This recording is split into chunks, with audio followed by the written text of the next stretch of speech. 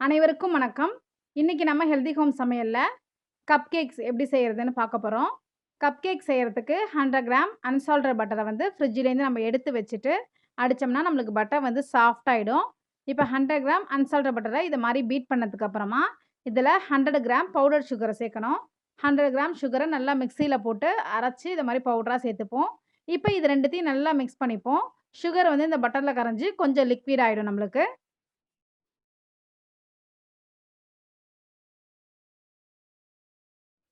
இதை மாதிரி கரைஞ்சதுக்கு அப்புறமா 200 கிராம் கண்டென்ஸ்டு மில்க் இதில் சேர்த்துப்போம்.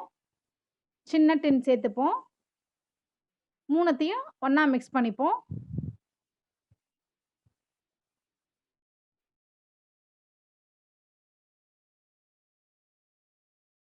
மில்க் மைட்டினாலே ஒரு டின் பால் சேர்த்துப்போம். எந்த டின்னில் நம்ம வந்து கண்டென்ஸ்டு மில்க் ஊற்றினோமோ அதே டின்னால் ஒரு டின் பால் சேர்த்துப்போம்.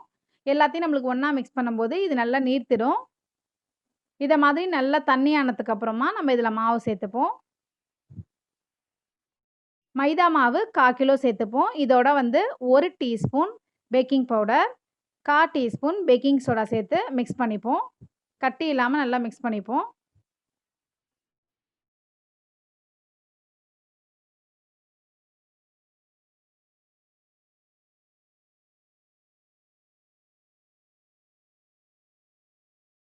ஒரு டீஸ்பூன் வனிலா எசன்ஸ் சேர்த்துப்போம்.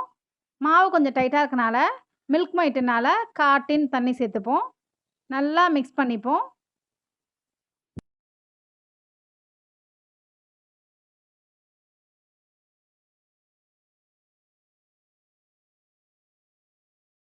நல்லா கட்டிலாம் மிக்ஸ் பண்ணதுக்கப்புறம் சாக்கோ சிப்ஸ் சேர்த்துப்போம். இது ஆப்ஷனல் தான். நம்மளுக்கு வேணும்னா சேர்த்துக்கலாம், இல்லைனா விட்டுக்கலாம். ட்ரை ஃப்ரூட்ஸ் நம்மளுக்கு எது பிடிச்சிருக்கோ அதை இதில் சேர்த்துக்கலாம். சாக்கோ சிப்ஸ் போட்டு நல்லா மிக்ஸ் பண்ணி விட்டுட்டு பார்த்தோம்னா நம்மளுக்கு மாவு வந்து இந்த அளவு பதத்தில் இருக்கணும். கொஞ்சம் திக்காக இருந்தால் தான் நம்மளுக்கு வந்து கப் கேக்ஸ் மேலே வந்து அழகாக உப்பி வரும். இன்றைக்கி வந்து நான் கப் கேக்ஸுக்கு மோல்டு வச்சும் பண்ண போகிறேன். மோல்டு இல்லாமல் ஃப்ரீயாக சும்மா கப்ஸ் அடுக்கி அப்படியே செய்ய போகிறேன். ஷேப் இருக்காது, அந்த அளவுக்கு கப் ஷேப் இருக்காது. இதை மாதிரி நம்மளுக்கு ஃப்ரீயாக செய்யும்போது 4-5 கப் எடுக்கணும்னா கப்பு வந்து நல்லா டைட்டாக இருக்கும்.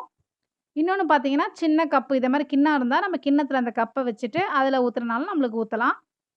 அப்படி ஊற்றினோம்னா நம்மளுக்கு ஷேப்பாக இருக்கும். இப்படி ஃப்ரீயாக ஊற்றும் போது நம்மளுக்கு கொஞ்சம் ஷேப்லெஸ்ஸாக தான் இருக்கும்.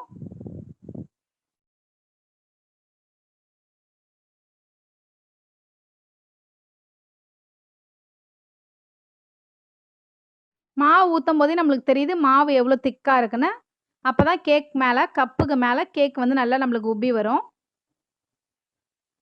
சாக்கோ சிப் மேலே போட்டுக்கலாம். நம்மளுக்கு அவனில் பாதி வேகும் போதே கப்புக்கு மேலே கேக் எப்படி நிற்கிது நம்மளுக்கு தெரியுது.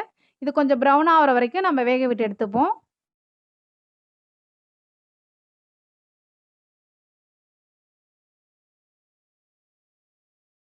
இதை மாதிரி மஃபின்ஸை ப்ரௌனாக வேக வச்சு எடுத்துப்போம்.